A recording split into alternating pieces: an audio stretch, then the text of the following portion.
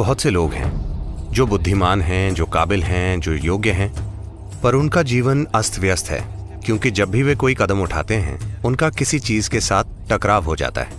किसी भी घूमने वाले भाग को गोल बनाया जाता है क्योंकि गोल चीज कम से कम टकराव के साथ घूमती है। सुदूर पूर्वी एशियाई संस्कृतियों में आत्मज्ञानियों को एंची कहते हैं, जिसका अर्थ है कि वे गोल हैं। वे जो भी चीज खाते हैं वो बस भस्म हो जाती है और उससे शरीर नहीं बनता बल्कि ऊर्जा का दूसरा आयाम बन जाता है।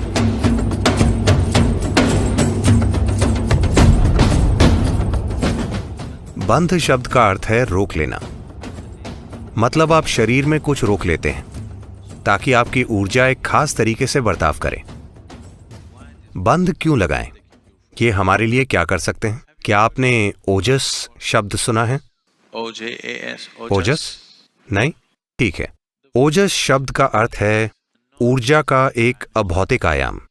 मतलब आप अपने चारों ओर एक निश्चित मात्रा में ऊर्जा का अभौतिक आयाम पैदा कर सकते हैं। अगर आपके चारों ओर ओजस है तो संसार से आपका गुजरना, जीवन से होकर गुजरना बहुत आसान हो जाता है। मतलब आप कम से कम टकराव के साथ गुजर जाते हैं। सुदूर पूर्वी एशियाई संस्कृतियों में आत्मज्ञानियों को एंची कहा जाता है। एंची शब्द का अर्थ है चक्र। आपकी कार में किस तरह के पहिए हैं? गोल पहिए हैं या चौकोर पहिए या त्रिकोण पहिए? आपके पहिए कैसे हैं? ओह, पर त्रिकोण पहिए निश्चित रूप से ज्यादा तरंग वाले होंगे, है ना? गोल पहिए क्यों? क्योंकि टकराव कम से कम होगा। ये कम से कम टकराव के साथ घूमते हैं।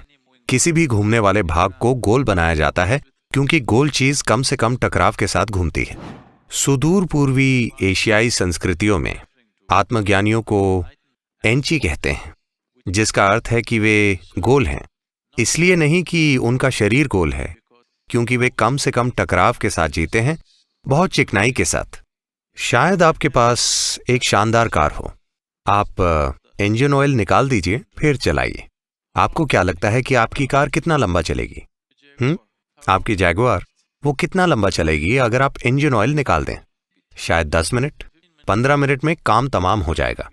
तो चिकनाई बहुत जरूरी है। किसी भी चलने वाली चीज में चिकनाई बहुत जरूरी है। इसलिए अगर आप दुनिया में गुजरना चाहते हैं तो बिना अच्छी चिकनाई के आप देखेंगे कि आपके जीवन का हर कदम एक परेशानी बन जाएगा, क्योंकि चिकनाई नहीं है।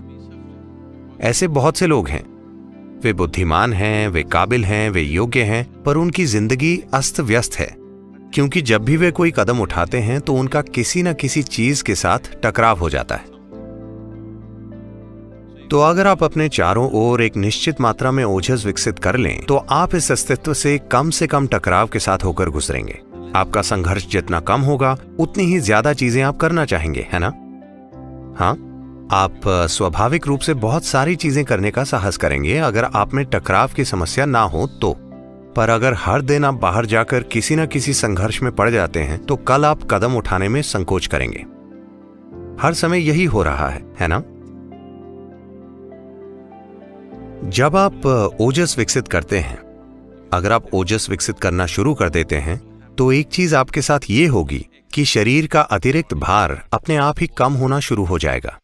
अगर आप योग केंद्र आएं तो आप देखेंगे कि कुछ लोग कुछ खास समय पर एक खास तरह की साधना में होंगे या खास तरह का भीतरी कार्य कर रहे होंगे।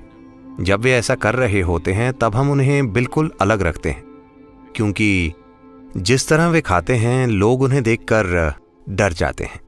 वे सामान्य व्यक्ति से 10 गुना ज्यादा खा जाते हैं, बहुत सारा भोजन, पर उनका वजन कम होता जाता है। हम उन्हें ज्यादा फैट वाली डाइट देते हैं, घी, दूध, मक्खन वगैरह। इसके बावजूद उनका वजन लगातार कम होता जाता है, सिर्फ इसलिए कि वे ऊर्जा के भौतिक आयाम को अभौतिक आयाम में बदल रहे हैं। जो कुछ भी वे खाते हैं वो बस जल जाता है और वो शरीर नहीं बनता, वो ऊर्जा का दूसरा आयाम बन जाता है। योग में हम इसे धरती से चुराना कहते हैं, क्योंकि फिलहाल आपके पास जो कुछ भी है, आपके शरीर का भार वो चीज है जिसे आपने धरती से उधार लिया है। धरती माँ खुले दिल से उधार देती है। आप जितना चाहें उतना उधार ले सकते हैं अगर आप उसे ढो सकते हो तो। पर जब वापस देने का समय आता है तो वो एक एक अणु इकट्ठा करेंगी अगर आप कहें मैं यहां बहुत लंबे समय से रहा हूं, मुझे एक अणु यादगार के तौर पर रख लेने दें, तो सौदा नहीं होगा। वो हर अणु को वापस लेंगी।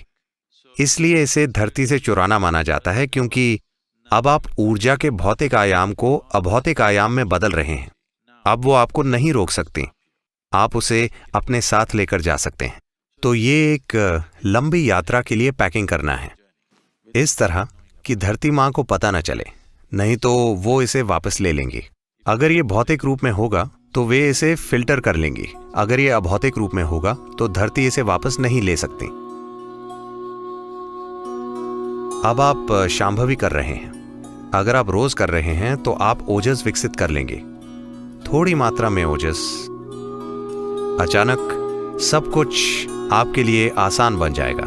ये बस हो जाता है। अगर आप में ओजस नहीं है, आप में बाकी सारी क्षमताएं हो सकती हैं, पर सिर्फ टकराव के डर के कारण आपके सामने रुकावट आएगी।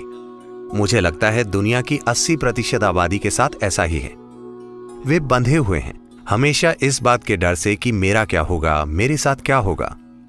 वे जहां भी जाएं, उनके साथ बुरे अनुभव होते हैं। अगर वे कदम उठाकर थोड़े उत्साह के साथ कुछ करने की कोशिश करते हैं तो कल सुबह थोड़ा टकराव होता है और वे पीछे हट जाते हैं। मुझे लगता है 80% आबादी ऐसी है। क्या होगा, इस बात के डर से वे आधे अधूरे कदम उठाते हैं, अपने जीवन में कभी पूरा कदम नहीं उठाते। तो ओजस या ओजस पैदा करना आप जीवन में जो कर रहे हैं उसमें सफलता पाने का बहुत महत्वपूर्ण भाग है।